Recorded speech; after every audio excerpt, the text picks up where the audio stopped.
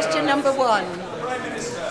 Thank you, Mr. Speaker, and I'm sure members across the whole House will wish to join me in marking International Women's Day as we celebrate the social, economic, cultural and political achievements of women, both here and around the world. But we also redouble our efforts to tackle the problems that women all too often still face. Mr. Speaker, this morning I had meetings with ministerial colleagues and others. In addition to my duties in this House, I shall have further such meetings later today. Mrs. Cheryl Murray. Thank you, Mr. Speaker. I join the Prime Minister in celebrating International Women's Day. Since 2010, Conservatives in government have a proud record of protecting and supporting both those at risk and the victims of domestic violence and abuse.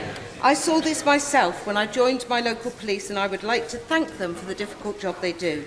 But even as far as too many women are still at risk and are still suffering, what more can the Prime Minister do to tackle this abhorrent crime? My honourable friend raises a very serious issue. It's one in which I have taken a particular personal interest, and I attach very great importance to this issue. Tackling domestic violence and abuse is a key priority for the government, and what we have done already in government, I think, has the potential to transform the way in which we think and tackle these terrible crimes when they take place. We've already committed to bringing forward new legislation, and today I've confirmed an additional £20 million to support organisations working to tackle domestic violence and abuse. This means the total funding available for our Violence Against Women and Girls strategy will be over £100 million this Parliament. Jeremy Corbyn. Thank you, Mr. Speaker.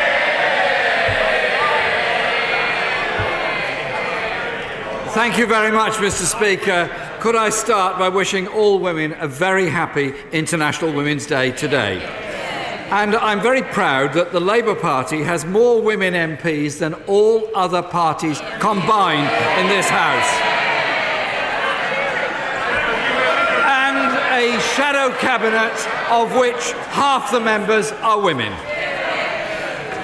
A month ago, Mr. Speaker, I raised the question of the leaked texts between the leader of Surrey Council and government officials about social care. The Prime Minister's response was to accuse me of peddling alternative facts. Could the Prime Minister explain the difference between a sweetheart deal and a gentleman's agreement? First of all, the Right Honourable Gentleman references women in this House. I think I will point out to him that actually the Conservative Party has taken a further measure in relation to women in this House very recently. We've replaced a Labour male MP with a female Conservative.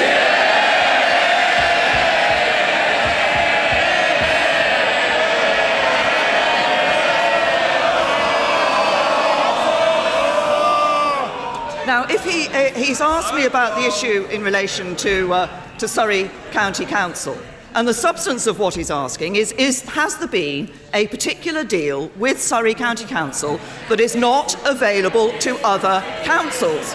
And the answer to that is no. As I've said before, the ability to raise a social care precept of 3% is available to every council. The issue of the retention of 100% of business rates is going to be available to a number of councils in April. Now let's just look at them. Liverpool, Manchester, London. What do we know about those? They're all under Labour control. So what he's actually asking me is why should a Conservative council have access to an arrangement that's predominantly currently available to Labour councils? Mr. Speaker, my question was about the arrangements between the government and Surrey County Council.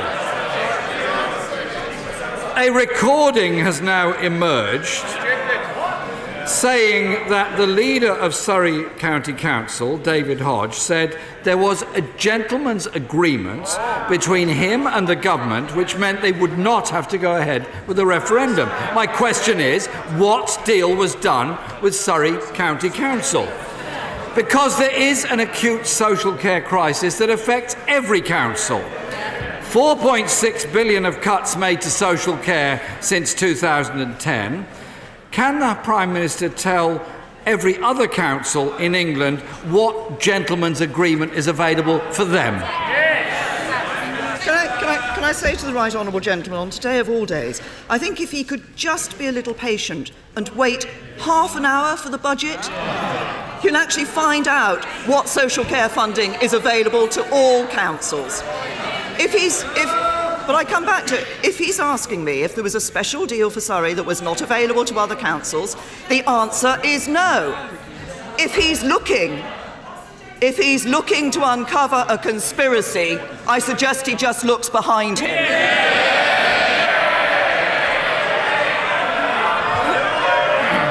Well, Mr. Speaker, if all the arrangements are so clear and above board, will the Prime Minister place in the library of the House a record of all one-to-one meetings that have been held between the Community Secretary and the Chancellor with any council leader or chair of social services anywhere in England? And can she explain, if there's no special deal, why Surrey is the only county council to be allowed into the business rates retention pilot when it's been denied to others?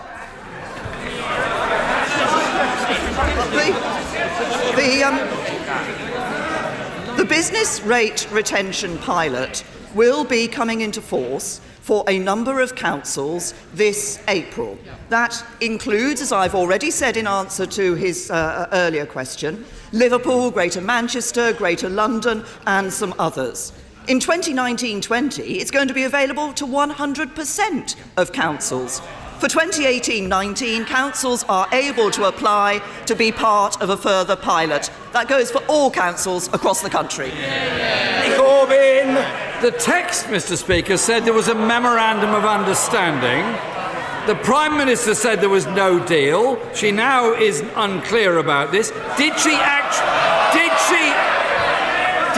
actually know what arrangement was made with Surrey County Council? She's unkeen on answering questions on that. There is another area of deep concern over the whole country. Could the Prime Minister tell us how many new school places will be needed by 2020? Can I just say to the right honourable gentleman that really he should listen to the answers I give before he asks the next question. He said I didn't answer the question about a special deal for Surrey. I think I've answered it now 3 times, but I'll do it a 4th time. There was no special deal for Surrey that was not available to other councils. Mr. Speaker, the Prime Minister was also asked a question just a moment ago about the number of new school places needed by 2020. Perhaps she could explain why we have a crisis in school places and class sizes soaring thanks to her government. So what is the answer on the number of new school places needed, Prime Minister? Well, this government has a policy which is about increasing the number of school places, but doing more than that. I want to increase the number of good school places so that every child has an opportunity to go to a good school. That's what the money we're putting into education is about. It includes money for new free schools. Those will be faith schools, university schools, comprehensives, grammar schools, university schools, I've said, maths schools. There'll be a diversity, because what I want is a good school place for every child and parents to have a choice. What the right honourable gentleman wants is parents to take what they're given, good or bad. Jeremy Corbyn! Speaker, the National Audit Office tell us that a very large number of new school places are needed, 420,000. Nothing she said gets anywhere near to that. Instead, she proposes a flagship scheme to build the wrong schools in the wrong place, spending millions on vanity projects of grammar schools and free schools, whilst at the same time per pupil funding is falling in real terms. Isn't it time that this colossal waste of money was addressed? It's doing nothing to help the vast majority of children, nothing to solve the crisis of school places and soaring class sizes. That is what every parent in this country wants, not vanity projects from her government. It's no vanity project to want every child to have a good school place.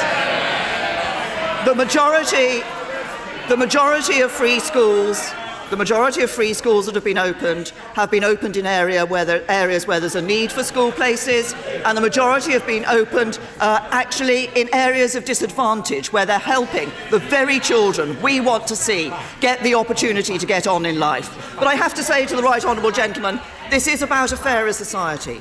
And on this budget day, what we see is we are securing the economy, Labour want to weaken it. We're working for a fairer society. Labour oppose every single reform. We're fighting for the best deal for Britain. Labour are fighting among themselves. That's Labour, weak, divided and unfit to govern this great country. Maggie through. This week in Erewash, it is likely that, sadly, 4 people will suffer a stroke.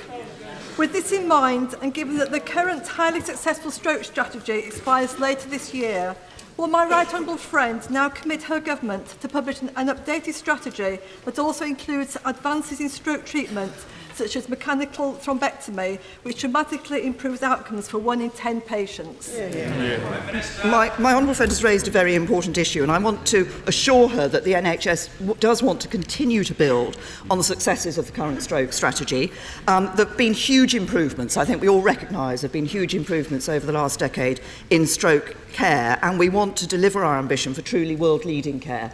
On the particular treatment that she refers to, I understand the NHS has already approved the use of mechanical clot retrieval in specific cases.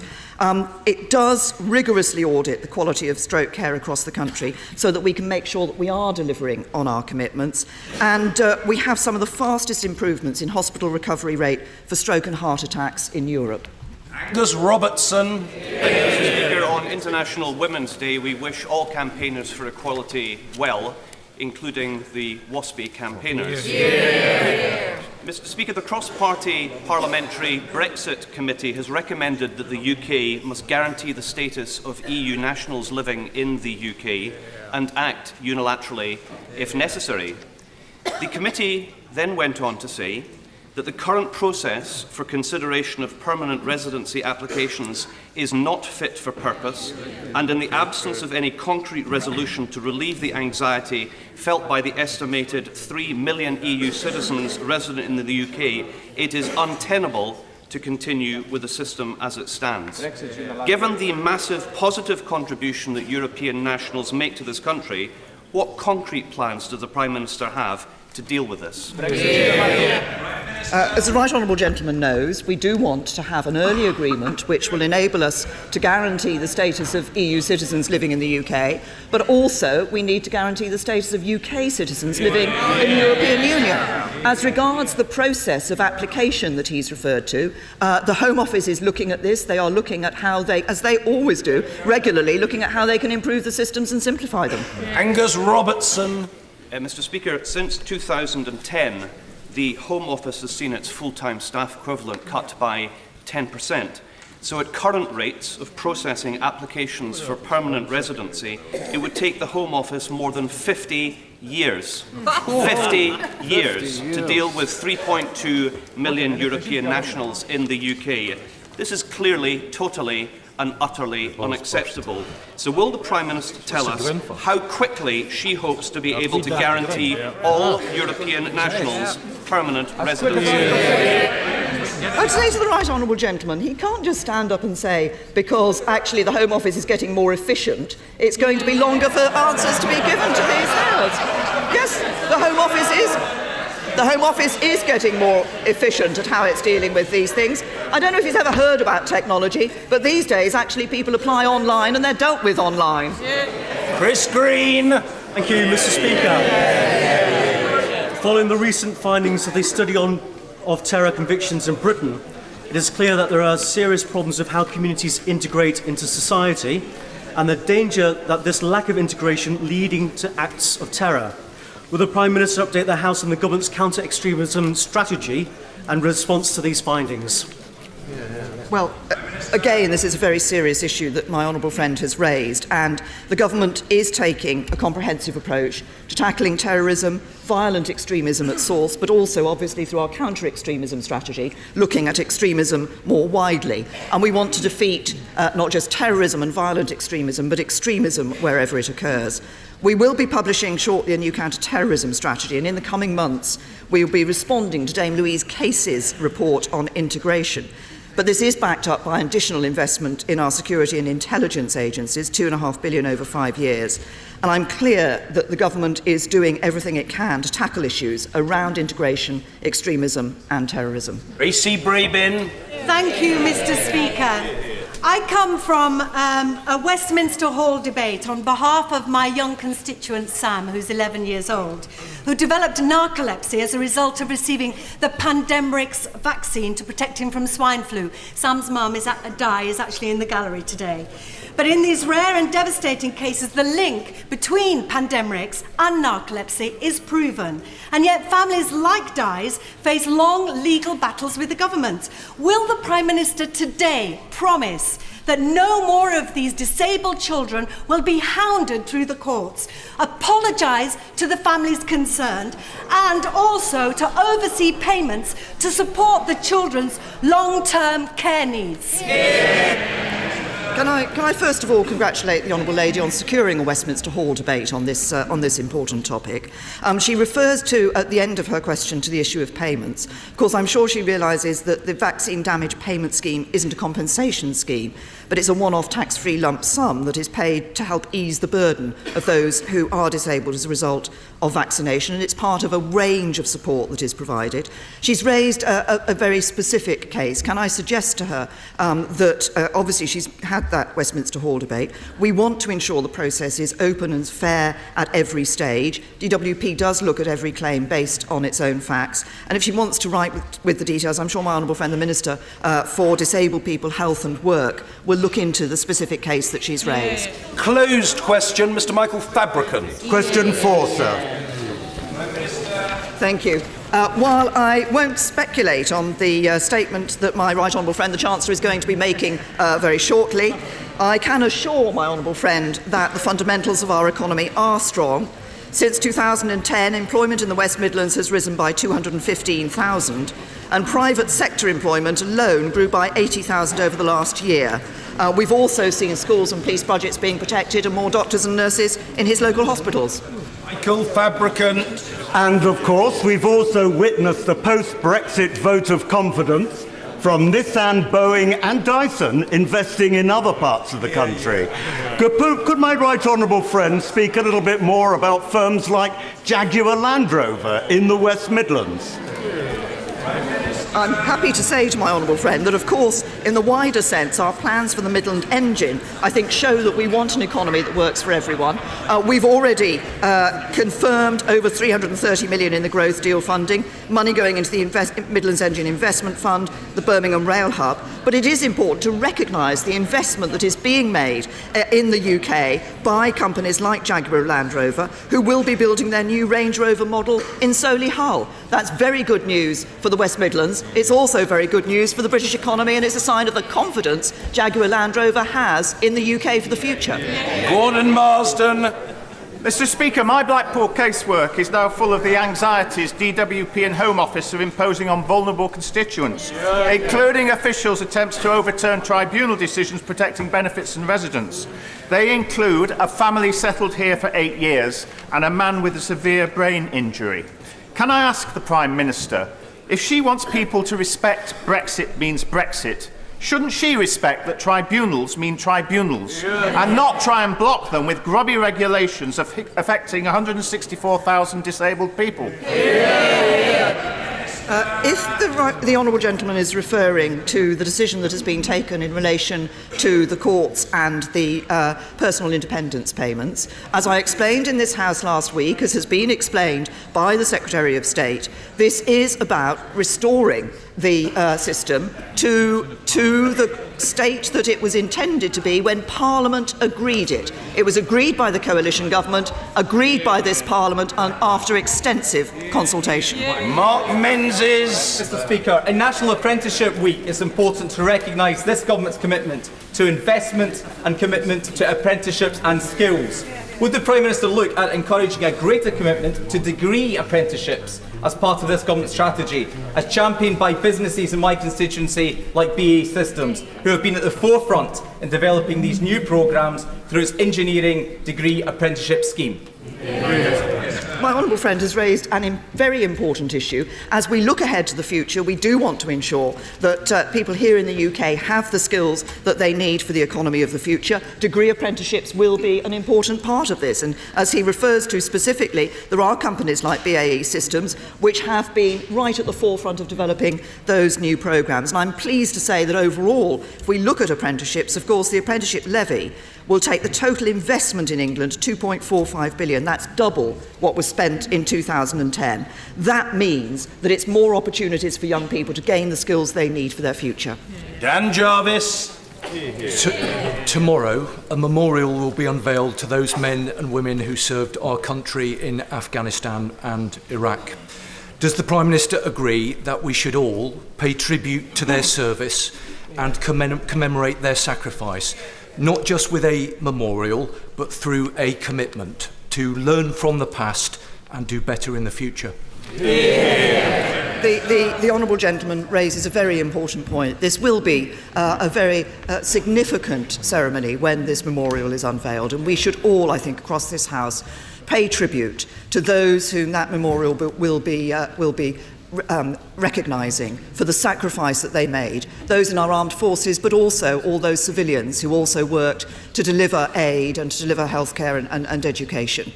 It is important that we recognise the sacrifices made by our armed forces and also by their families, and that will be a significant moment tomorrow. We're very clear that we do need to learn the lessons from the past, and that's exactly what we will do.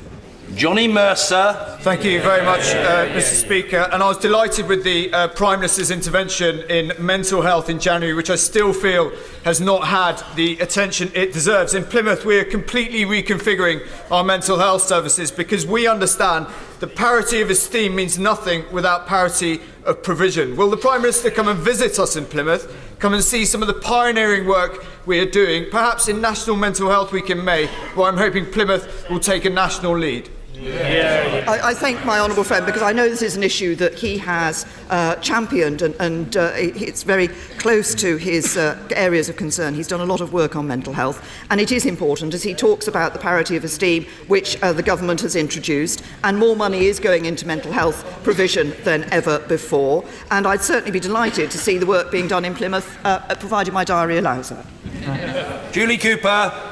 Thank you. In my constituency of Burnley, primary and secondary schools are severely underfunded. Maintained nursery schools are struggling to survive. Why then, at this time, when we cannot adequately fund the schools we already have, is the Prime Minister suggesting spending millions of pounds creating new grammar schools that will help only a minority of children? This is as unfair as the new funding formula and will do nothing to help social mobility. Let's be clear about what the government has done. There are record amounts of funding going into education in this country. It was a Conservative-led government that introduced the pupil premium. It's a Conservative government that has protected the core schools budget. When it comes to new money that will be going into schools as a result of today's announcements, that money is not about a return to a binary system of grammar schools and secondary moderns. That's not what we are going to do. What we are doing is ensuring that we see a diversity of provision. So yes, some grammar schools, but comprehensives, faith schools, university schools, maths schools. What I want is a good school place for every child. What more than that, the right school place for every child. Amanda Milling. Thank you, Mr. Speaker. On this International Women's Day, it's absolutely fantastic. We have the highest female employment rate on record. We have the highest percentage of women on FTSE 100 boards on record. The gender pay gap is at the lowest on record. And we have an amazing female Prime Minister.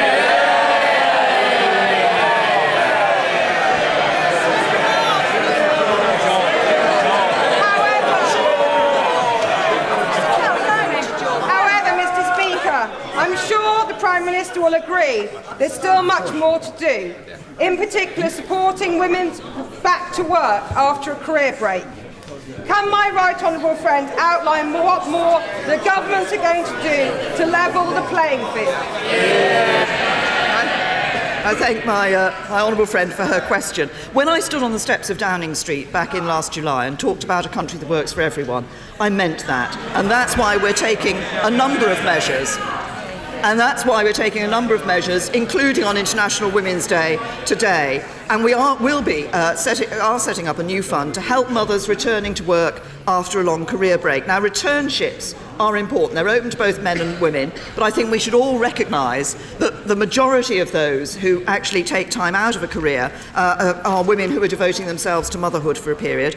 Often getting back into employment is very difficult for them. They find it closed off. That's why it makes economic sense, but it's also right and fair for those women that we provide for these returnships to enable them to get back in the workplace. Yasmin Qureshi. Thank you, Mr. Speaker. Everyone agrees that early years education is crucial for the welfare and future of our children. However, nurses in my constituency tell me that the funding for 30 hours for free childcare is not sufficient and not enough, and many of them will be forced to close. What steps will the Prime Minister take to ensure that those nurses do not close? Yes. Can I say to the Honourable Lady, I mean, she talks about the 30 hours that is being introduced. If you just look at what we're doing on childcare, we've introduced 15 hours free childcare a week for all 3- and 4-year-olds already. 15 hours free childcare a week for disadvantaged 2-year-olds already. And help with up to 70% of childcare costs for people on low incomes, and shared parental leave. And we'll spend a record £6 billion on childcare support by the end of this Parliament. This is this Conservative government, it's Conservatives in government that have the record of actually supporting parents in relation to childcare needs. Shelbrook. Thank you, Mr. Speaker. Does my right honourable friend agree with me that it's indefensible for the Labour Police and Crime Commissioner in West Yorkshire to be raising the council tax precept when he's got £120 million in reserves and underspent this year's budget by £4 million? Can I say to my honourable friend, of course, as he knows, the decision on what to do about the police precept on council tax is a matter for the directly elected Police and Crime Commissioner for West Yorkshire, as it is in every area that has a Police and Crime Commissioner. But I would always encourage those commissioners to look at ways of introducing efficiencies into their forces before looking to increase local taxes. I think what we've seen over the last 6 years is that police forces can find sensible savings and can reduce crime at the same time. Geraint Davis. Yeah. Mr. Speaker, you'll know that the Royal College of Physicians have found that 40,000 people die prematurely each year from diesel pollution at a cost of £20 billion to the economy, and that YouGov have found that 45% of diesel drivers are willing to switch given the right scrappage or tax incentive schemes. So will she today commit to a fiscal strategy and a new Clean Air Act to put us on a new, cleaner, healthier trajectory, to take global leadership rather than be dragged into the courts to fulfil basic EU air quality standards? As the honourable gentleman will know, we are looking at the measures that we need to introduce to improve air quality. There have been improvements in recent years, but we do need to go further, and that's what the government is looking at across departments, obviously with the Department for Environment, Food and Rural Affairs actually paying most attention to that, because that's within their remit. We will be bringing forward proposals on air quality in due course. Victoria Atkin. International Women's Day is a chance to reflect on how governments and democracies across the world serve women. Will my right honourable friend confirm that when it comes to female prime ministers, it's 2-0 to the Conservatives?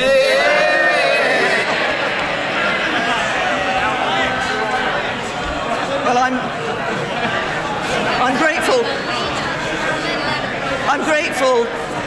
I'm grateful to my honourable friend for having I'm grateful to my honourable friend for having pointed that out, which I refrained from doing earlier in response to questions. But I think it is very telling that the Labour Party spend a lot of time talking about rights for women and giving support to women and getting women on, whereas it's the Conservative Party that is the party in this House that has provided 2 female Prime Ministers.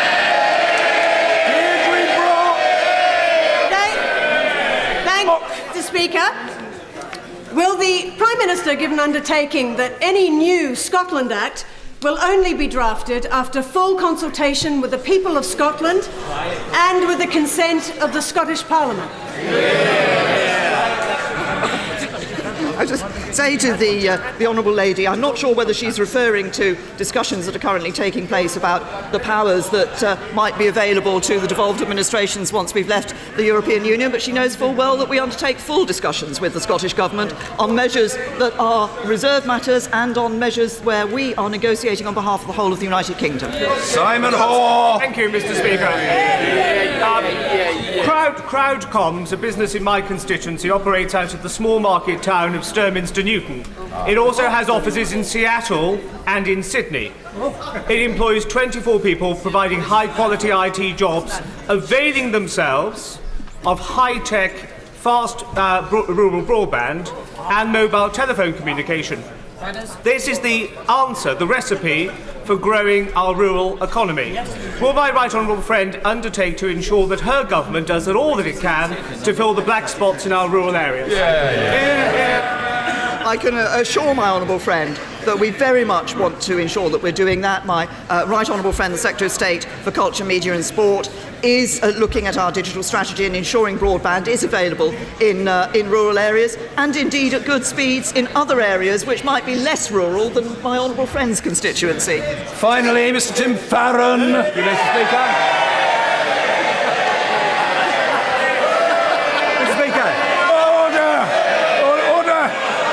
I don't know why members are cheering because it's finally or because of the popularity of the right honourable gentleman.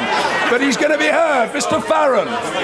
You're also very and characteristically kind. Mr. Speaker, on International Women's Day, we stand with women and girls across the world and note with resolve that we must take not for granted the progress we've made toward equality over the last few decades. Mr. Speaker, yesterday we heard that hundreds of families of soldiers who died in Iraq and Afghanistan have been denied seats at tomorrow's unveiling of the memorial to our fallen troops. Inviting a relative of each of those killed in Iraq and Afghanistan would have taken up fewer than a third of the 2,500 seats at that event. Will she now apologise to those families for what I assume is a careless oversight and rectify that mistake immediately so that bereaved families can come and pay their respects to their fallen loved ones?